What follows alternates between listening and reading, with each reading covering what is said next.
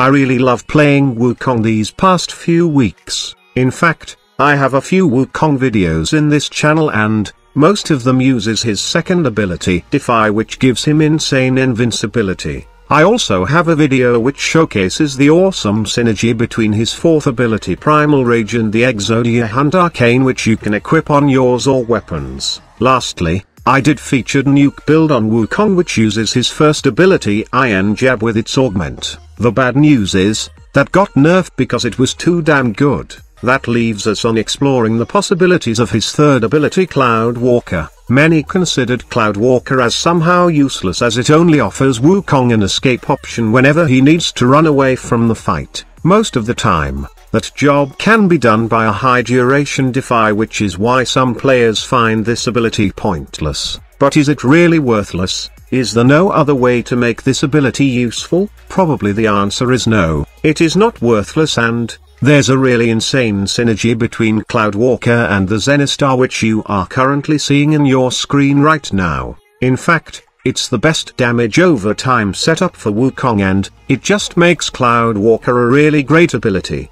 In paper, Cloud Walker is a pretty boring ability. It just lets you turn into a mist, you go invincible, and then you can fly around and escape enemy sights as you become invisible to them. Now, if you take a closer look at this ability, we can say that we can explore the stun feature of Cloud Walker, as it somehow opens up enemies to finish a damage. In fact, I did try it out with my Jat Kit hack. I did mod it for max range and somehow hoping for another nuke build, but the problem is, the Jat Kit hack has no 20 meters explosion radius. Also, the stun duration is really brief that it's not really viable for a nuke build or even a crowd control setup. Instead of focusing on the stun, we should focus on the feature of Cloud Walker that isn't written in the description, and that is invisibility. Invisibility, which leads to stealth multiplier. This perfectly pairs with the Zenistar, as once you throw the disc, and then go on Cloud Walker,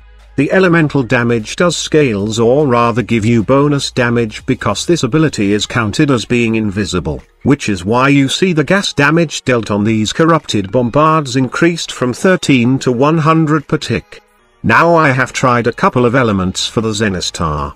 In fact, I did tried all the possible elements, and even included the physical damage like slash on it, but it seems that gas is the best element for Zenistar while using it with Cloud Walker. In my opinion, it's the best in terms of dealing damage. Now there are also one good element combination that offers damage or armor stripping, and as well as crowd control, and that's the combination of corrosive and blast. So now that you know about the Cloud Walker and Zenistar combo, let's now proceed to the builds. First, let's see my Wukong build for this setup. This is my usual mod setup for Wukong, and it's basically a duration-based mod setup with some survivability and efficiency. Now, you may wonder why I included natural talent in the mix. Well, it's personal preference, but I like the fast casting speed it offers not only on my Cloud Walker, but also on my other ability, especially on my Defy. In high-level missions, you really need to cast Defy whenever you are throwing the disc of the Zenistar, to make sure that you won't die in the process. Like I've said earlier, it's really personal preference and you can replace it with any mods you like. Okay, now let's proceed with my Zenistar build. There are two variations for this setup, one is for the blast and corrosive, and the other one is for the pure gas setup. For the corrosive and blast setup, these are my usual mods. Now if you have an extra former, I really advise that you get all 90% elemental mods on this setup, as it does more damage. Also, as you can see, there are a few mods that aren't maxed out yet, as I'm kind of short on Indo right now. Also, Spoiled Strike is really nice as it adds more damage to the disc, but you really need attack speed to negate the negative attack speed of this mod. I choose to have primed Fury. A normal Fury would also work, but it's a bit slower. Berserker, however, is not that efficient for this build, as Zenistar will only benefit from its axe attacks and not the throwing animation. And of course, primed Pressure Point for more damage, and last but most important is primed Reach, which gives Zenistar discs more range. Now, here's my pure gas build for my Zenistar. It's somehow identical to my corrosive blast setup. The only difference is that I have pure gas element on this build with two 90% elemental mods and two dual elemental mods, to make up the most gas damage. Now if you have a Riven with range, damage, elemental damage on your Zenistar, then this setup will really be super great as Rivens do affect the disc of the Zenistar.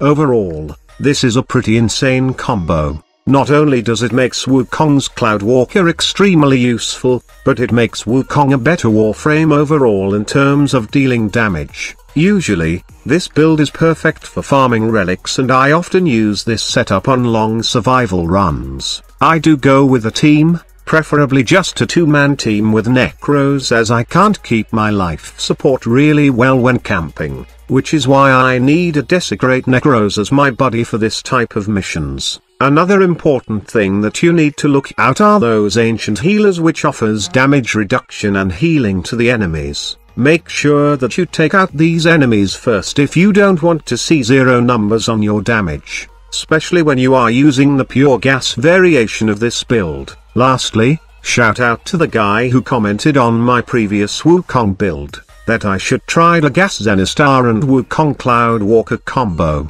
Honestly, I could not have looked at this awesome combo if it weren't for that guy. Thank you so much. So that's it. Again, hope that you find this video informative. If you did enjoy this video, please do me a favor and hit that like button. If it's your first time visiting our channel, then you can be part of the Grind team by simply clicking that big subscribe button below. Remember to turn on notifications to receive daily updates from this channel. Thank you so much for watching. Squad Leader signing off.